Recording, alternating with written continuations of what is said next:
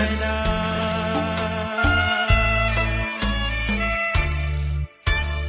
ยา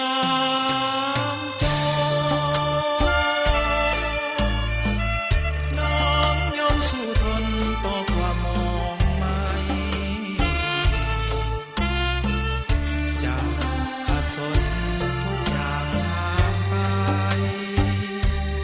น้องให้แต่ความจงรักดี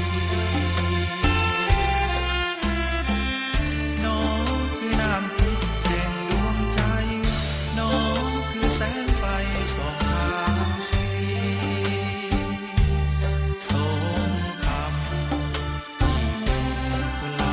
สตรีโอ้คนดี